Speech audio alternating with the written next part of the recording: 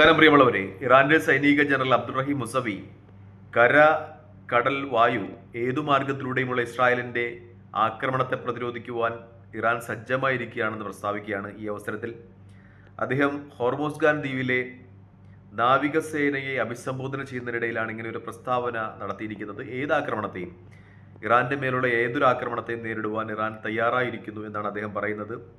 മാത്രമല്ല, മറ്റൊരു വാർത്ത കൂടി ടൈംസ് ഓഫ് ഇന്ത്യ റിപ്പോർട്ട് ചെയ്യുന്നുണ്ട്. ഡിമോണ ആണവ കേന്ദ്രത്തിൽ, ഇസ്രായേലിന്റെ ഡിമോണ ആണവ കേന്ദ്രത്തിൽ ഇറാൻ നുഴഞ്ഞു കയറിയതുമായി ബന്ധപ്പെട്ട വിവരങ്ങൾ ഇറാനിലെ TV ചാനലുകൾ കാണിക്കുന്നുണ്ട് എന്ന വാർത്തയും ടൈംസ് ഓഫ് ഇന്ത്യ റിപ്പോർട്ട് ചെയ്യുന്നുണ്ട്. എന്തായാലും ആ വീഡിയോയുടെ ലിങ്ക് ഞാൻ ഫസ്റ്റ് കമന്റായി ചേർത്തേക്കാം. ഇതാണ് ഈ പശ്ചിമേഷ്യ സംബന്ധിച്ച് വരുന്ന ഏറ്റവും പ്രധാനപ്പെട്ട വാർത്തകളിൽ ഒന്ന്.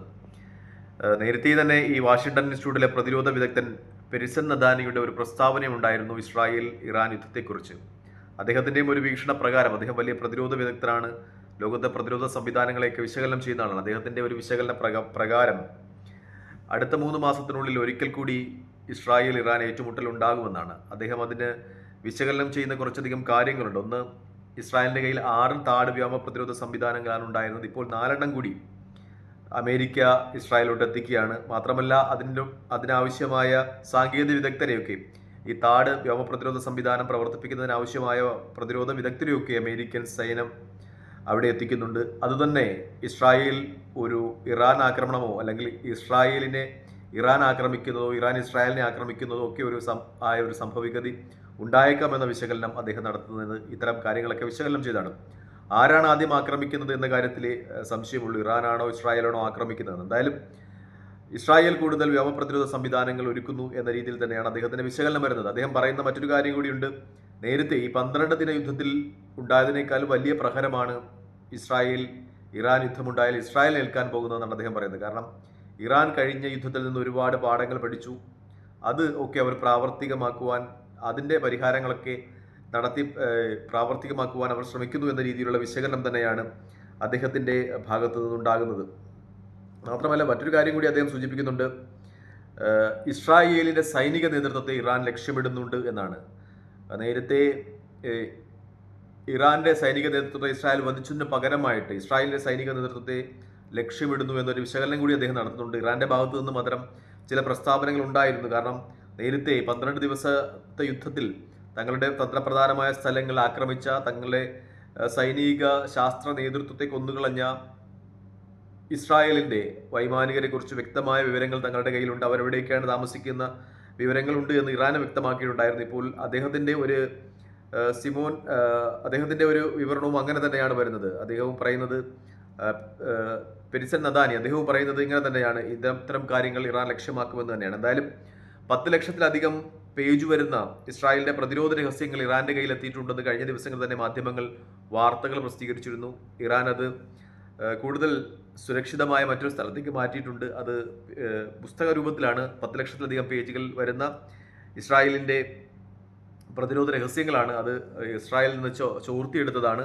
അത് ഇറാൻ തന്ത്രപ്രധാനമായ സ്ഥലങ്ങളിലേക്ക് മാറ്റിയിട്ടുണ്ട്. അതുമായി ബന്ധപ്പെട്ട വിശകലനങ്ങൾ, പഠനങ്ങളൊക്കെ നടക്കുന്നു എന്ന രീതിയിൽ ഇറാന്റെ ഭാഗത്തു നിന്ന് വിശദീകരണം ഉണ്ടാകുകയാണ്. എന്തായാലും മാധ്യമങ്ങൾ, പ്രത്യേകിച്ചും ടൈംസ് ഓഫ് ഇന്ത്യയുടെയൊക്കെ റിപ്പോർട്ട് പ്രകാരം ഒരു ഇസ്രായേൽ ഇറാൻ യുദ്ധത്തിനുള്ള സാധ്യതകൾ വിദൂരമല്ല. കാരണം ഇന്ന് അമേരിക്കയിൽ നടത്തുന്ന ചർച്ചകളുടെയൊക്കെ ഒരു പരിസമാപ്തി വീക്ഷിക്കുമ്പോൾ, പ്രത്യേകിച്ചും ഇസ്രായേൽ ഗസയുമായിട്ട് ഒരു കരാറിൽ ഏർപ്പെടുന്നു, ഹമാസുമായിട്ട് ഒരു കരാറിൽ ഏർപ്പെടുന്നു, അതിനൊക്കെയുള്ള ചില വിശകലനങ്ങൾ വരുന്നത് എന്തെന്ന് വെച്ചാൽ, ഇസ്രായേൽ ഇറാനുമായിട്ടൊരു യുദ്ധം അത് ഉടനെ പ്രതീക്ഷിക്കുന്നു. ഒരുപക്ഷെ ഇസ്രായേൽ തന്നെ ആക്രമിക്കാനാണ് സാധ്യത കൂടുതൽ. കാരണം ഇസ്രായേലിനെ സംബന്ധിച്ച് ഇറാൻ പൂർണ്ണ ആണവായുധ രാജ്യമായി മാറുന്നത് ഇസ്രായേൽ എന്ന് പറയുന്ന രാജ്യത്തിന്റെ ആ പ്രദേശത്തെ നിലനിൽപ്പ് തന്നെ ചോദ്യം ചെയ്യപ്പെടും. കാരണം അത്തരം ആയുധങ്ങൾ ഇറാന്റെ പ്രോക്സികളുടെ, ഹമാസിന്റെയോ ഹിസ്ബുള്ളയുടെയോ ഒക്കെ കയ്യിൽ എത്തപ്പെടാൻ സാധ്യതയുണ്ട്.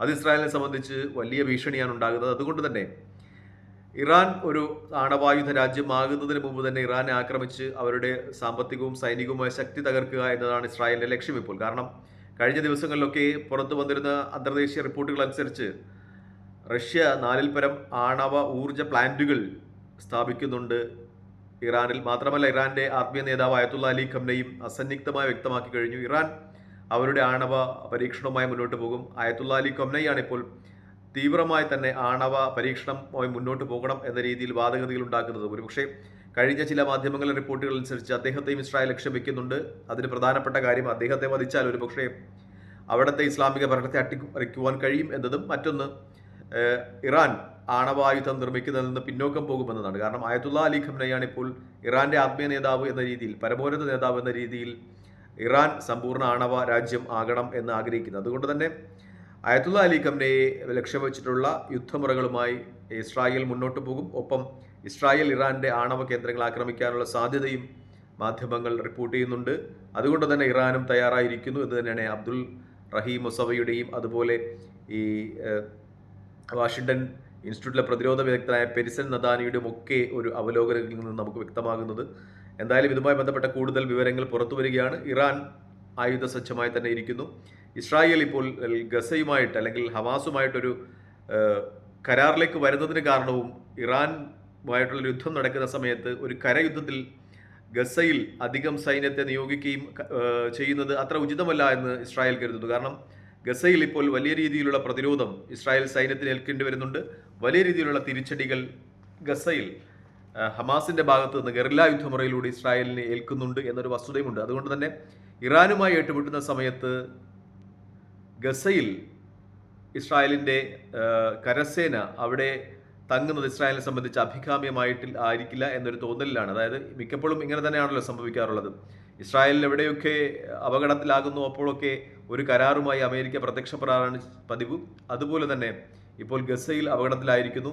ഒരുപക്ഷെ ഇറാനും ഇസ്രായേലും തമ്മിലുള്ള ഏറ്റുമുട്ടലിനുള്ള സാധ്യത വരുമ്പോൾ ബഹുമുഖങ്ങളിൽ നിന്ന് ഒരു യുദ്ധം അത് ഇസ്രായേലിനെ സംബന്ധിച്ച് പ്രയാസകരമായിരിക്കും. അതുകൊണ്ട് ഇപ്പോൾ ഒരു കരാറുമായി വരുന്നു എന്നത് തന്നെയാണ് മാധ്യമങ്ങളിലൊക്കെ വിശകലനം ചെയ്തത്. മറ്റൊരു കാര്യം കൂടിയുണ്ട്. ഹിസ്ബുള്ളയുടെ ഭാഗത്തു നിന്നും ഇപ്പോൾ ചില ഭീഷണികൾ ഇസ്രായേലിനെതിരെ ഉണ്ടാകുന്നുണ്ട്. ഹിസ്ബുള്ളയുടെ ചില ഫാക്ടറികൾ ആക്രമിച്ചു ഇസ്രായേൽ എന്ന രീതിയിൽ വാർത്തകൾ പ്രസിദ്ധീകരിക്കപ്പെടുകയാണ്. അവരുടെ ചില ഫാക്ടറികൾ ആക്രമിച്ചു, അത് ആയുധ ഫാക്ടറികളായിരുന്നു എന്ന പേരിൽ റിപ്പോർട്ടുകൾ പുറത്തു വരികയാണ്. ഇസ്രായേലിന്റെ ഭാഗത്ത് നിന്ന് അത്തരം ആരോപണങ്ങളാണ് ഉണ്ടാകുന്നത്.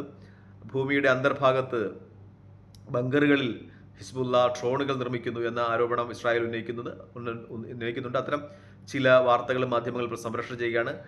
ഇസ്രായേലിന്റെ ഭാഗത്തു നിന്നുള്ള ഇപ്പോൾ ഉള്ള ഒരു പ്രഖ്യാപനം എന്തെന്ന് വെച്ചാൽ ഒരുപക്ഷെ ലെബനന്റെ അതിർത്തി കടന്ന് അത്തരം കേന്ദ്രങ്ങളിലേക്ക് ഈ കടന്നു ചെന്ന് ആക്രമിക്കുവാനും തങ്ങൾ മടിക്കില്ല. അതായത് നേരത്തെ ഉണ്ടായിരുന്ന കരാർ ലംഘിച്ചുകൊണ്ട് ലെബനിലേക്ക് കടന്നു ചെന്ന് ഹിസ്ബുള്ളയുടെ ബങ്കറുകൾ അവിടെ ഡ്രോണുകൾ നിർമ്മിക്കുന്നു ഹിസ്ബുള്ളയുടെ പ്രവർത്തകർ എന്നാണ് പറയുന്നത്. അതും നശിപ്പിച്ച് തകർക്കുവാൻ തങ്ങൾ മടിക്കില്ല എന്ന രീതിയിൽ ഇസ്രായേലിന്റെ ഭാഗത്തു നിന്ന് ഭീഷണി ഉണ്ടാകണം. എന്തായാലും പശ്ചിമേഷ്യയിലെ സംഘർഷങ്ങൾ ഒരു തലത്തിൽ സമാധാനത്തിന്റെ പാത തുടരുന്നതോടൊപ്പം തന്നെ മറുതലങ്ങളിൽ സംഘർഷത്തിന്റെ സാധ്യതകൾ വർദ്ധിപ്പിക്കുന്നു എന്ന വലിയ വിശകലനം തന്നെയാണ് മാധ്യമങ്ങൾ നടത്തുന്നത്. തൽക്കാലം ഈ വീഡിയോ ഇവിടെ വാങ്ങുന്നു. മറ്റു വീഡിയോയുമായി കാണുന്നവരെ നന്ദി, നമസ്കാരം, ജയ് ഹിന്ദ്.